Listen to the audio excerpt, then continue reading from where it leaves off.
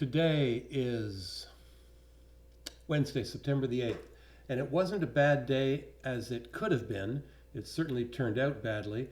Now, the McClellan oscillator, we said because it wasn't able to hold this breakout and came back to the congestion area, that the bears were in charge. Well, they took over immediately.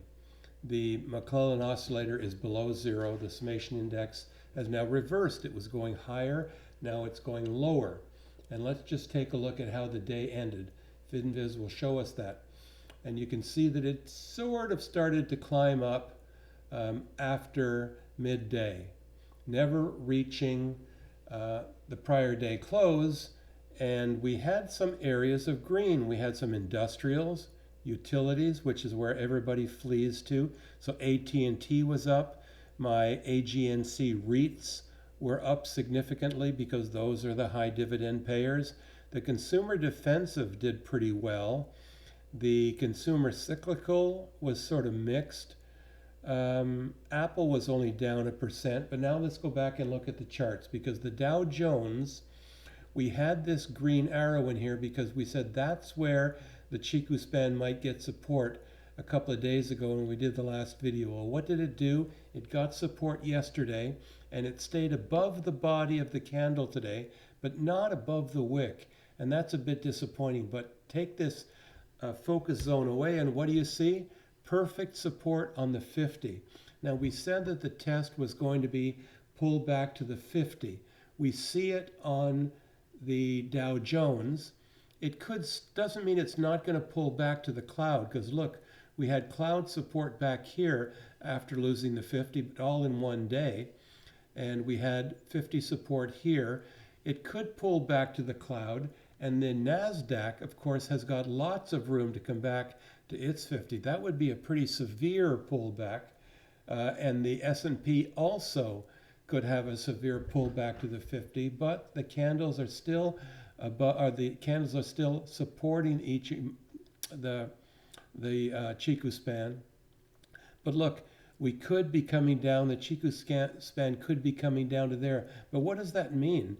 It means that price could come down to around here. Or there's the 50. Now remember, the 50 is going to move a little bit upwards over the next few days because it's an EMA. Let's say it's there. Where does that put the Chiku span? It puts it right on top of these candles. So I'm thinking the pain may be over tomorrow. We may see a little bit of a bounce, although we still could go to totally oversold. Remember, let's go back to McClellan oscillator.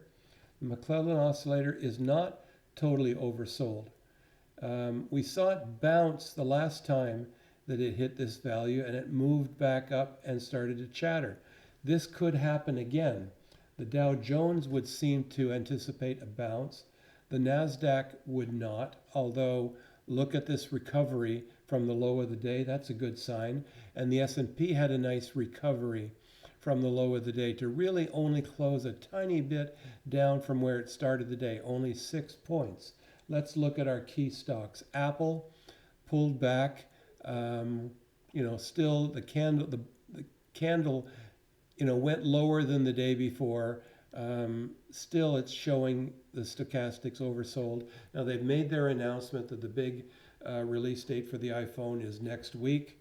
There should be anticipation for that. But the stock usually does pull back right after they release a product and then rockets after it's had its earnings. So remember, my short calls are October. That's going to be probably before earnings, but I think I'll be okay moving into earnings.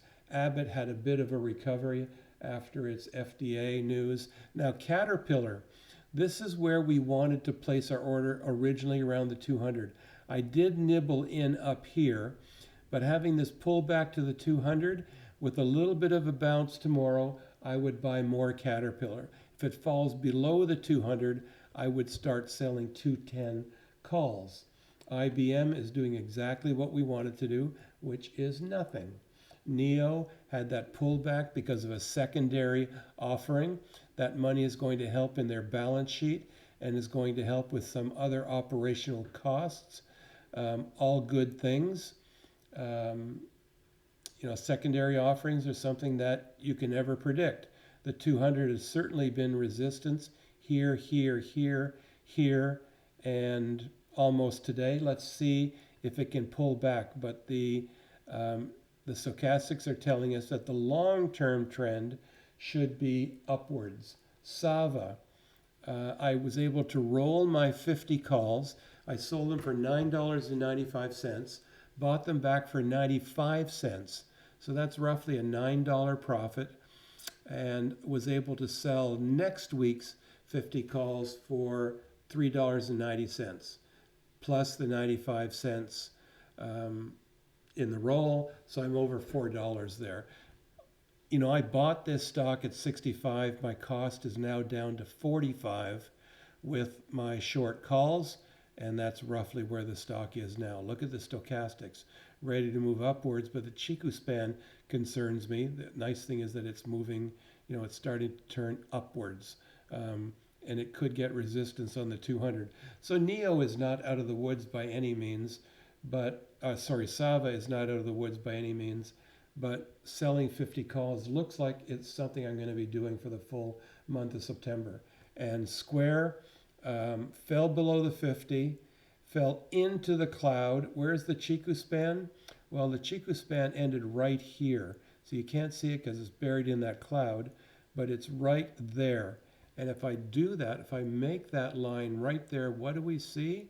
We see that the Chiku span actually got support on this 8 EMA inside the candle. Don't see that very often, but I'll take it as a good sign. Just quickly running through Coca-Cola, look at that bounce off the bottom of the candle, of the cloud. CVS, support on the top of the cloud. And Cyber, starting to channel, but I would say, given what happened today, and we didn't see any downside in Cyber, that's a stock that's ready to turn higher. Tomorrow should be a bouncing back day. Friday could be a bad day. Overall, we haven't seen the end of the pullback. The Dow Jones, the best stocks in the world are getting support, but I worry about the NASDAQ needing to take a breather and the S&P needing to take a breather. I'm not selling any stock, but I sure am continuing to sell calls more aggressively.